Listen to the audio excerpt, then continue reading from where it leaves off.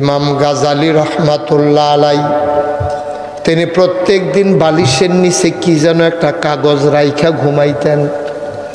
ওনার বিবি, ওনার wife বারবার চিন্তা করতেন কাগজ কি, বালিশের তলে কি কাগজ রাহে, একদিনও দেখলাম না। উনি সকালবেলা উঠে যখন তাহাজ্জুদ পড়তে গেলেন ভোর রাতে, এবার বেগম সব বুদ্ধি কইরা কই উনি যখন ওয়াশরুমে ফেহে সাইয়ালাই কাগজটাত কিতা লেখা, সাইয়া দেখে কাগজটাতে লেখা আমার কাছে যারা টাকা পায়, খেয়াল করে বললাম ওজন কত দেখেন কথা, আমার কাছে যারা টাকা পায় তাদের নাম, আমি যাদের কাছে টাকা পাই তাদের নাম। বেগম সাহেবের আখ্যা দিছে বাস কইরা। পরের দিন সকালে নাস্তা খাইতো বইসে পড়ে জিগায় আপনি এটি কিতা লেখা রাখছেন, যারা আমার কাছে টাকা পায় তাদের নাম, আমি যাদের কাছে টাকা পাই তাদের নাম। বেগম সব কই বুঝলাম ওরা। ইমাম গাজালি চোখের পানি ছাইরা দিয়া কয় বিবি গো, আল আল আন্নাউ মুনিসফুল মাউত, কয় ঘুম রইল মরার অর্ধেক, উঠলে সকাল মরে গেলে পরকাল, ঠিক কিনা কর? উঠলে না সকাল মরে গেলে তো পরকাল। বিবি গো, ও বিবি, আল্লাহ নবী ঋণগ্রস্ত মানুষের জানাজা পড়ছেন, ঋণগ্রস্ত মানুষ যারা তাদের জানাজা আল্লাহ নবী পড়ছে না। বড় তাগিদ দিছে, লাশের সামনে গিয়া জিগাইছে এই বেড়ার কাছে কেউ টেহা পাননি, যদি দেউন্না টিকছে নবীজি জানাজা পড়ছে, অনেক সময় নবী নিজে জিম্মা নিছে যে আমি ইনশাল্লাহ তার ঋণ পরিশোধ করে দেব। ভাই তুমি কোটি কোটি টাকার মালিক, 500 টাকা তোমার কাছে পায়, তোমার মতো গরিব আর কেউ নাই। অতি দ্রুত আমাদের দায়িত্ব যে আমার কাছে যে টাকা পায় তার একটা তালিকা করা, ধীরে সুস্থে দান সদকা করার আগে এই টাকাগুলা পরিশোধ করা, ঠিক কিনা? আমি যদি সারা রাত এহানুল্লাহ ইলাহা ইল্লাল্লাহর জিকির করি, আমি মুশতাক ফয়েজিরে কেউ বাধা দিত না, কেউ ডাকও দিত না, বরং সকলে খুশি হইব। মাশাআল্লাহ হুজুরের জিকিরটা তো সুন্দর হয়, হুজুরের সুরটা বালা, জিকিরটাও মজা করে করতে আছে। মনে হয় গাছে জিকির করে, মনে হয় মাছে জিকির করে। ভেডিয়েতে দেশি মুরগার ডিম সিদ্ধ করে আমার লাগিয়া ফাড়াইব, মুরগার চাও কষি চাইয়া লাউডা দিয়া মাশাআল্লাহ হ্যাঁ সুন্দর করে আমার লাগিয়া ফাড়াইব। সকালবেলা ভাপা পিঠা দিয়া, টাহি মাছ দিয়া, লাউ দিয়া রান্দা আমারে দিব। মাংস আন্না আমারে হাত দিয়া দিব, বিদেশি ফুতের কম্বলটা আন্না আমারে দিয়া লাইব, আতর দিব, মানুষে কত মহব্বত করব, কইবে এই হুজুরে আল্লাহর ওলি। কিন্তু ভাই এই কথাটাই নবীজি ১৫০০ বছর আগে কইছিল। তোমরা সবাই পড়ো লা ইলাহা ইল্লাল্লাহ, কনের লগে লগে রে আবু জেহেল যা ঘুষি দিত, আর আবুল আহাব নবীর আফন চাচা ফাত্তর লইয়া নবীরে ঢিল মারছে মাথাটা ফাড়ানের লাগিয়া, ঠিক কিনা? তা আমি জিকির করলে দি কেউ বাধা দেয় না। নবীজি লা ইলাহা ইল্লাল্লাহ কইলে আফন চাচায় ফাত্তর মারলো কে রে মারলো ফাত্তর? তাইলে আমি জিকির করলে কেউ বাধা দেয় না, কারণ হইল আমার জিকিরে কিচ্ছু আইয়ে যায় না, আমার জিকিরে সমাজ থেকে সুদ বন্ধ হয় না, আমার জিকিরে দুর্নীতি বন্ধ হয় না, আমার জিকিরে অপশাসন বন্ধ হয় না। পারলাম না তো 17 বছর তো জিকির কম করলাম না, ওয়াজও কম করলাম না, আমার কথা হুনে কেনা শেষ পর্যন্ত ফোলা পাইনি একটা ঘটনা ঘটান লাগলো, ঠিক নিও? জিকির কি আমরা কম করছি না? কথা কি আমরা কম বুঝাইছিলাম? আমি মুশতাক ফয়েজি জীবনের ঝুঁকি নিয়েও তো বুঝাইয়া বুঝাইয়া কথা কইছি। কোন কথাটা আমরা আফোস করছি? লগে যা মন্ত্রীরে বয়াইয়া কথা কইছি, এমপিরে বয়াইয়া কথা কইছি, নিচ্ছা ফুচ্ছা কইছি, বুঝাইয়া বুঝাইয়া কইছি, ডাইরেক্ট কম কইছি, ইনডাইরেক্ট বেশি কইছি, ডরে কইছি তো। দাউদকান্দির মানুষ তো সাক্ষী, তিতারাস মানুষ সাক্ষী, আমি তো ছাড়তেই নাই, বুঝাইয়া বুঝাইয়া কইছি। আপনার কথাটি যদি শুনতে কত ভালো আছি। নবীজি লা ইলাহা ইল্লাল্লাহ কইলে মেশে ফাত্তর দিয়ে ঢিল মারে, নবীজি লা ইলাহা ইল্লাল্লাহ কইলে তারপরে নবীজিরে আঘাত করে, শেষ পর্যন্ত মক্কা ছেড়ে নবীদারে মদিনা বিদায় করে দিছে। খালি লা ইলাহা ইল্লাল্লাহ কোয়ার কারণে, আর কিছু কইছে না তো। এবারে কোনো কেউ খ্যাত দখল দিছে না, কেউ টেহাও মাইরা দিছে না, কেউ বউয়ের জিনিসও লইয়া দৌড় দিছে না, কোনো টেহা পয়সা মারামারিত নাই, নবীজি কোনো লুটতারাজও নাই। এরপরেও তো নবীজির মক্কায় থাকতো দিছে না। এইরকম নবীটা কি নবীটা? এটা কোন নবীটা? যেই নবী মরুভূমির মাঝ দিয়ে আটটা যাইতে লইলে দুপুরের রইদে বালুটি গরম হইয়া রইছে, মনে হয় ধানটা দিলে খই হইব, চাউলটা দিলে মুড়ি হইব, এই রইদের উফরি দিয়ে আটটা যায়। সকলে কয় কি তারে আমরা দি মনে হয় মাথা ফাটটা যাবো, এবার হাঁটে কেমনে? সকলে ছায়া দেয় মাথার উপরে। নবী যখন হেঁটে যায় একটা ম্যাগের টুকরা ছায়া দিয়া দিয়া সাথে যায়। এই নবীজি এবড়ু থেবড়ু পাথরের উপর দিয়া দবদবাইয়া হাঁটতে যায়। ফাতের তলে ফাওয়ের তলে ফাত্তর পরে। এই ফাত্তর ফরনের পরে সকলে চিন্তা করলো আমরা দিয়ে ওমাগো কইয়া চিন্তা দিয়া লাই। এই নবী দি ফাত্তরের উপরে দিয়ে হাঁটতে যায়, নবীর কি কষ্ট হয় না রে। এখন ফিসে ফিসে কিছু লোক, অনুসন্ধানী লোক, যারার মনে আগ্রহ, তারা কয়েকটা দেখিছেন যে এই ফাত্তরটা ফাড়া দিয়া নবী আটটা গেছে। এবার আটটা গেল কেমনে? আমরা দলে দিয়ে এটা দুঃখ পাই, কেমনে আটটা গেল? চাইয়া দেখে রে নবীর কদমের সম্মানে নবীর পায়ের তলে যেই ফাত্তরটা পড়ছে সাথে সাথে তুলার মতো নরম হয়ে গেছে। কি নবীটা? 3 দিন ধরে বাচ্চায় দুধ পায় না, মায়ের বুহ পাইব করতে, চুলাত আগুন জ্বলে না, খাইতেও পায় না, মায় খাইলে না বুহে দুধ হইতো। 3 দিন হয়ে গেছে গা মার বুহ দুধ নাই। বাচ্চাটা ওয়া ওয়া করে কান্দে। বাচ্চা গিয়া মায় বাচ্চাটারে কুলো লইয়া নবীর দরজাত খেয়ে রইছে। নবীজি ঘরের দরজা খুললে বাড়িছে পরে বাচ্চারা চাইয়া রইছে, কান্দাকাটি বন্ধ। সুবহানাল্লাহ কইতেন না? নবী যোগ কি থাকো কে রে আসলাম? আসলাম আমরা, করো তো আগুন চলে না, চুলার ভিতরে বিপদ, করো খানা নাই, কিচ্ছু নাই, তা আপনার কুদুর দেখা গেলে এখান আর কান্দাকাটি করেন লেগে দেহাইতাম আনছিলাম। সুবহানাল্লাহ কইতেন না? কি নবী এটা? কি নবী? সাহাবায়ে কেরাম নবীর একটা নজর না দেখলে পাগল হয়ে যেতেন। নবীর আদরের সাহাবা আনাস 10 বছর নবীর খেদমত করছে। কয় বছর? আমরা ভাই একদিন কাম করতে হলে তারে দম খাইয়া মুড়াইয়া লাইটাইয়া কাম করতে বাপ ডাহিলাম দেখবি তারে কতক্ষণ যা ফাটছে তাই করছে, কামে বিলে ভুল হইছে। আর গেলাস মেলাস ভাঙ্গা লাইলে তো কোনো কথাই নাই। কামে ভুল হইছে, কামের ভুল ধরো, একদিনের লেবারের লগে কত দুর্ব্যবহার করো। 10টা বছর নবীর খেদমত করছে, সুইটটা একটা ফলায় 10 বছর বয়স, কত ভুল করছে, কত জিনিস নষ্ট করছে। আনাসে 10 বছর পরে সাক্ষী দেয় 10টা বছর নবীজির লগে আসলা, জীবনে ধমক দিব, থাবড়া দিব দূরের কথা, কোনোদিন বিরক্ত হইতেও দেখি নাই।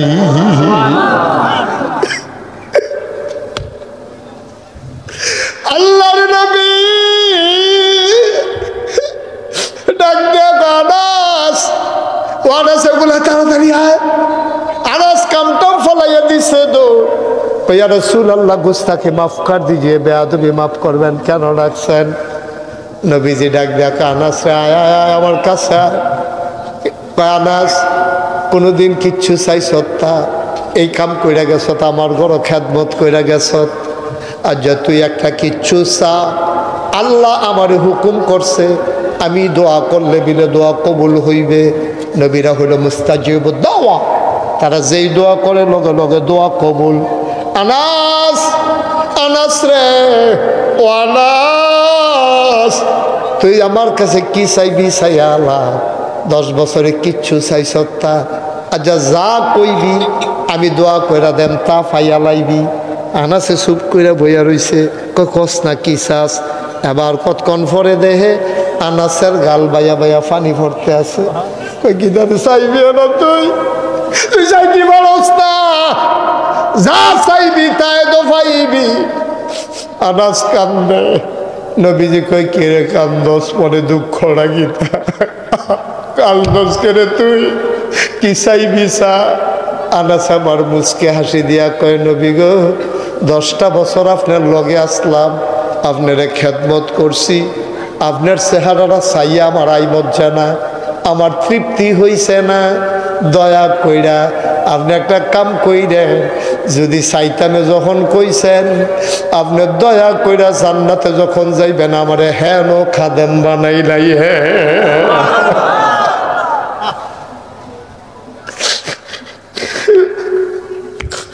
দুনিয়াতে তো খেদমত করছি 10 বছর, জান্নাতে আমার আপনি ভুললেন না, আপনি আমার হেন খাদেম বানাইলেন। আমি যেন আপনার খেদমত করে করে কাছে থাকতে দেখতাম পারি। কয় আনাস তুই জান্নাত না চাই এটা কিতা চাইবি?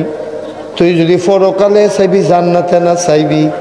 কয় জান্নাত আমি একবার চাইতাম লইছিলাম, কিন্তু চিন্তা করলাম আমি যদি জান্নাত চাই তা আপনার যদি দেয় এক জান্নাত, আমারে যদি দেয় আর এক জান্নাত, তত প্রত্যেক দিন কোনো আমি আপনারে দেখতাম না।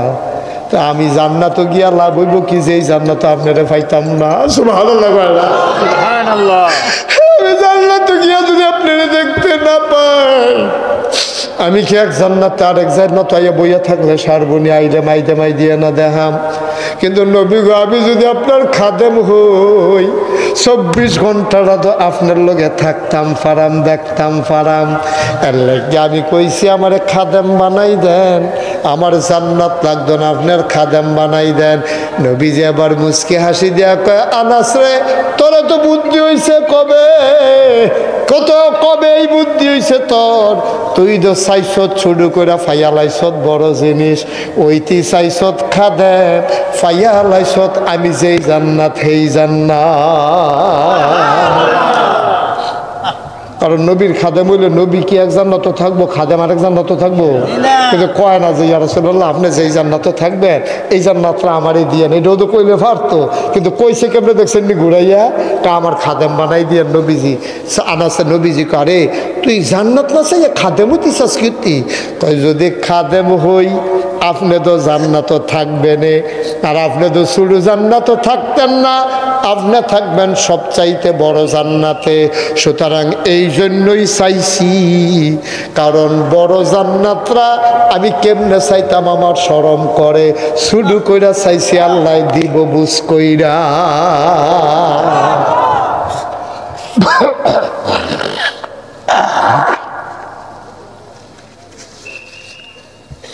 কষ্ট হইতেছে আপনাদের? ছেড়ে দেওয়া দরকার আর সামান্য একটু। হ্যাঁ, আমিন কম, জোরে কম, আরো জোরে। সুতরাং বন্ধুরা আমার, ভাইরা আমার, এমন একটা শুরুতে কইছিলাম এমন একটা জিন্দেগি কইর, এই জীবনটা লইয়া বেড়াগিরি কইর না। কারণ সূরা তাওবার 111 নম্বর আয়াতে আল্লাহ কইছে তুমি জীবন বেচালাইছ, এটা তোমার কাছে বোনাস, এটা তোমার কাছে আমানত। এই জীবনের মালিক কোনো তুমি না, যেহেতু বেচালাইছ এই জীবনের মালিক কে? আমরা বেচালাইছি তো, বেচালাইছি তো, আমার নাই তো এটা জীবন, আমার কাছে রাইখা গেছে আর কি আল্লাহ।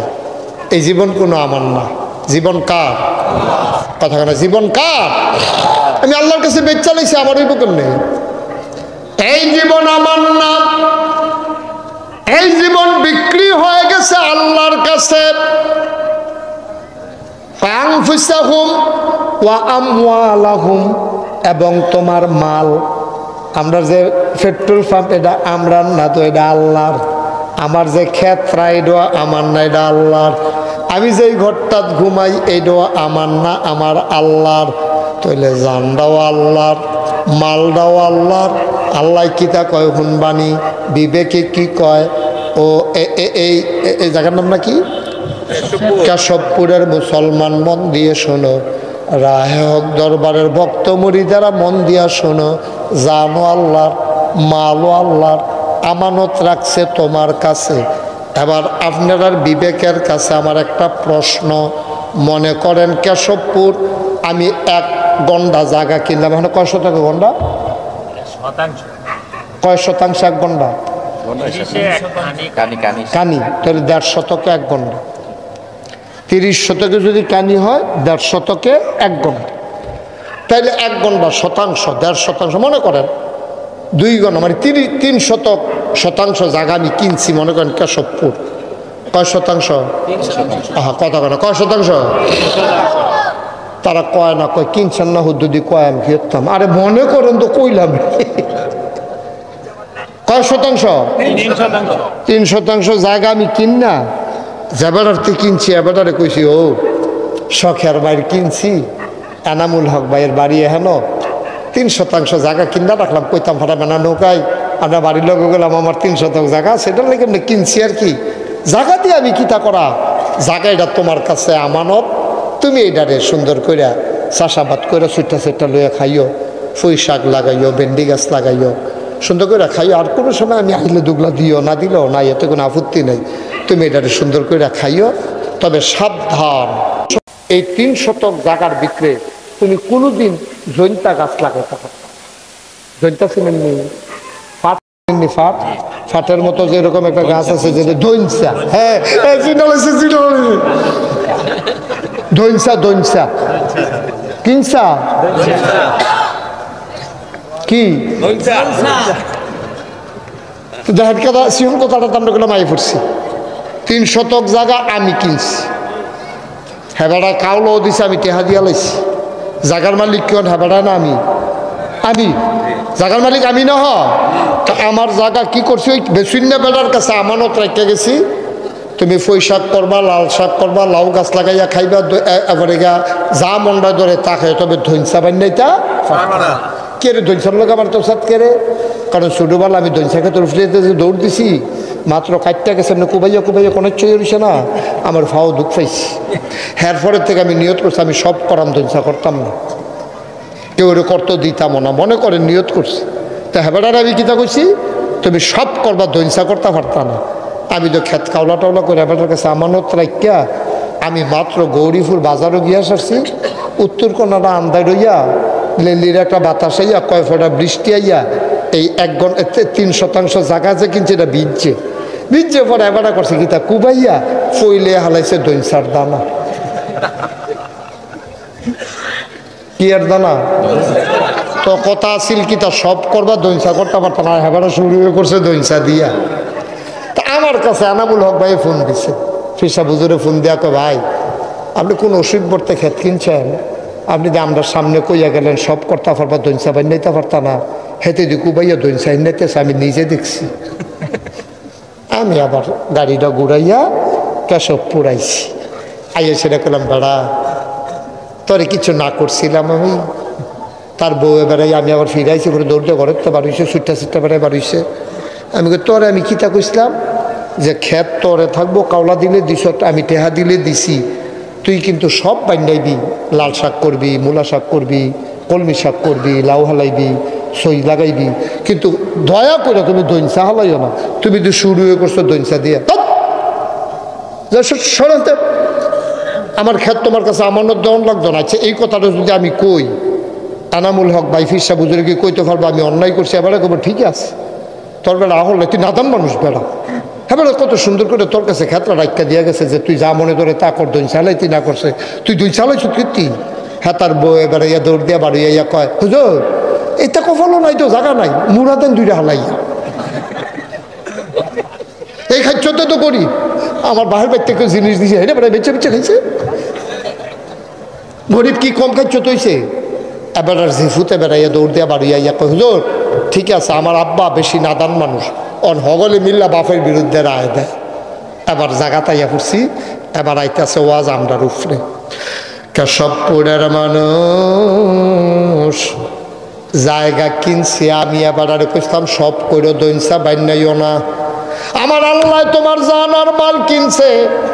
আল্লাহ কয় জানার মাল দিয়ে আমি কিতা করাম, কিননের বালা কিনছি আর কি, তোরার জান তোরার কাছে রাখা গেলাম, তোরার মাল তোমার কাছে রাখা গেলাম, এই মাল ব্যবহার করে জায়গা কিনবি, বাড়ি করবি, থাকবি, 6 তালা করবি, ল্যান্ড ব্যবসা করবি, বিল্ডিং ব্যবসা করবি, সব করতে পারবি। সাবধান সাবধান, আমার ক্যাশ টেহা তোমরা সুদে লাগাইতে পারতা না। আমি কইতাম ধৈর্য আল্লাহ